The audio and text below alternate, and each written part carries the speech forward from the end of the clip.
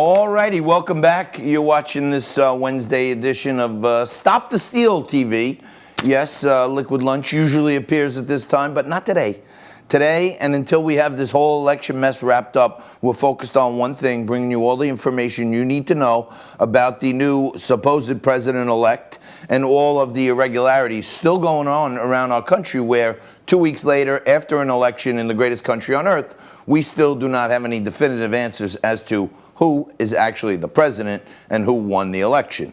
But one of the things we find out from the alleged projected president-elect Joe Biden is one of the first things he's going to do is pander to the progressive left and come in by executive action and eliminate everyone's student loan debt. So college students and those beyond are celebrating.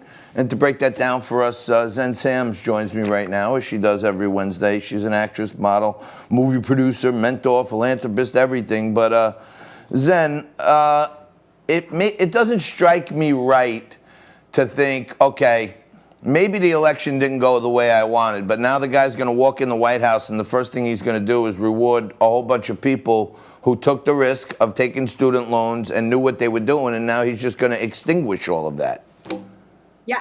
Well, you know what, John? With 44 million Americans holding more than 1.6 trillion in student loan debt, and in an era of escalating college tuition prices, action of some sort is certainly needed. I can't dispute that. But not every loan needs to be forgiven. Student loans typically burden those who find that their education hasn't translated into a good job. And for sure, with millions who have defaulted on their loans, I mean, this is serious. Black, Hispanic, low income, and first generation students are the most likely to default. So that's a fact. Now, these experiences aren't universal, and that's the bottom line. Many student loan borrowers are advantaged, well-educated, high earners. About 56% of student debt is owed by those with master's or professional degrees, and almost 35% of loan balances are owed by individuals in the top 20% of the income distribution. So many student borrowers need relief, but well-off borrowers who are thriving, thanks no doubt to their college degrees, do not. Wow. So, you know, I can understand, look, I got 2 kids in college. They don't have any loans.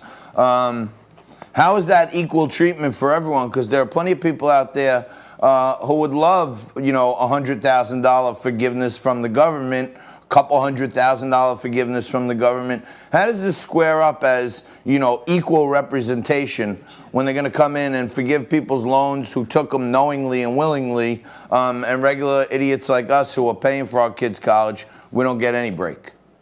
Yeah, I mean, look, in sheer magnitude, canceling $50,000 in student debt would rank among the largest transfer programs in U.S. history.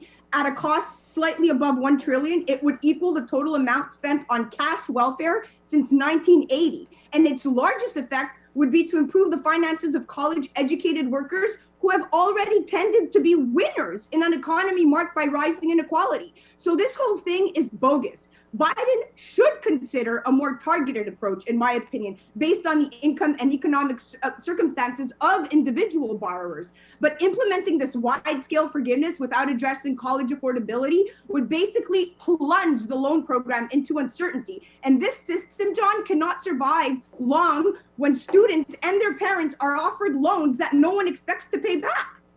It's impossible. I've always found it completely ridiculous that the government would back $250,000 loans to young kids who have no credit history, who have no way of earning it, and they still need to spend another 4 years. And by the way, you pay interest over those 4 years. They just accrue it, and then they charge you interest on the interest. So it's quite crazy to me that one of the first moves with all the things going on in our country is let's eliminate everyone's debt. It feels like buying votes to me. It feels like buying younger people's votes. It does, and this is a very strategic. This is the rise of communism, John. Don't you? I mean, of course you see what's going on, but let's just let the Gen Zers. Don't you guys see what's going on? If you're watching on Facebook, these promises, these very large promises that will actually never happen. I mean, Schumer hoped that they're going to adopt him and Elizabeth Warren's proposal because that's what this is, right? It's their proposal that would erase the first $50,000 of debt. But these are promises that will actually never ever get passed. And honestly, everyone's going, oh, look how great look what he's gonna do for the youngsters. But this is how you are all going to end up being controlled, because once your medical is paid for, and once your school is paid for, and once everything is paid for by the government and you are their mercy, then you are all being controlled. You don't rise to the occasion. You're happy with the status quo. And that, my friends, is communism disguised in the form of socialism. And it's coming, so y'all better wake up. Yeah, if you ask me, it reminds me of like a pedophile riding around in an ice cream truck. You know what I'm saying? Hey kids, come here. You want to get on with it? You want to get have some fun with some progressives and socialists? Come on in. Here's a little free candy. We're going to give you $50,000 off your student loans. Before you know it, they'll be on universal basic income. They'll be on food stamps and Section 8 housing, and then the government completely owns them. Okay, and to me, this is why I'm fighting every day for Stop the Steal, because we need more policies like Donald Trump's in place, where people went out in a meritocracy society and earned things, not just were given things by the government to be sheep. Xen, let me ask you this. There's a lot going on. I don't know if you saw, but yesterday there was a big news about this woman wrote a book about how a lot of teenage girls, they're clustering together and they're coming out as transsexuals, and there's like this weird trend happening. And then Walmart, Target pulled it off the shelves. And she's just like, hey, you know, I'm a mom, I'm a housewife. I'm trying to just tell a story about there's a huge growth in this area, and it seems like even in this, you know, what's turning into a gender-neutral society, at least they want us to be. Why do people expect moms to be stereotyped in high-waisted jeans and driving a minivan?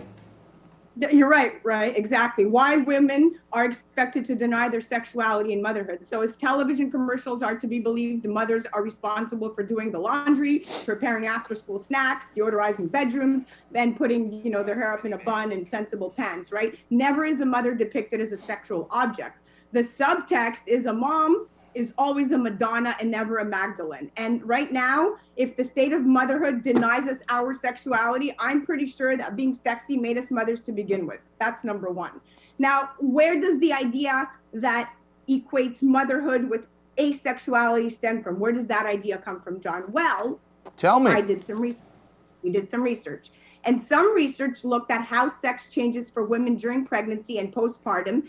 And it's clear that in terms of sexual desire, arousal, and orgasm, the changes a woman undergoes in the last few months of pregnancy lead to a steep decline of libido and desire. So although most couples resume intercourse 8 weeks after childbirth, it doesn't reach the same frequency as pre-pregnancy until closer to 12 months. So all these physical barriers aside, there's no question that women are viewed differently once we've had children. Wow. And that is, I could honestly vouch for that. But this attitude comes from the mental camp just as much as from the female camp, just as much as from the male camp. We're both responsible. And part of this is exasperated by the crude terminology we use for moms, specifically MILF, an acronym for mothers I'd like to. Whoa, let's not go there.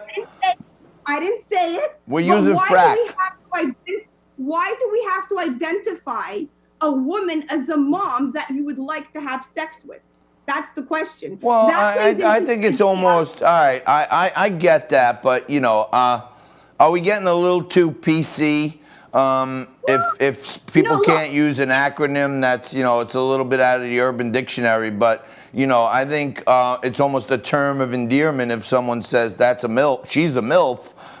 It almost means, wow, she's not the stereotypical mom in the high-waisted jeans and the minivan. She's hot, you know what I mean? It's a little crude, but I don't know. I don't have a problem with that one, but it doesn't look like you're conforming.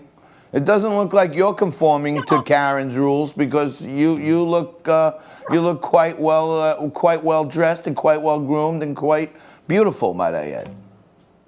Right, but the idea that this is a mom and therefore a member of a subset of otherwise asexual people who happens to be attractive, that is the mindset that we need to cancel. we're inadvertently creating a culture that believes mothers who are sexual beings are an odd thing. Okay, Got and it. the best way to change this attitude is to raise awareness and to start to educate people on the complexity of women's and mothers' personalities. And trust me when I tell you, I'm coming up with some really cool dialogue that I'm going to be talking about with women and sexualities and moms and what that really means, because it's almost like taboo. Okay. But yes, All right. moms are here, sexy, and we love it. All right. Xen Sams, thank you so much. We got to, we still got to stop the steal every day so moms can choose to be whatever they want and not be socialist. Xen Sams, thank you very much. We'll see you again later this week. You stay right there. We're coming back after this with Larry Massey, who's down in Pennsylvania aiding the Trump team with these crazy lawsuits.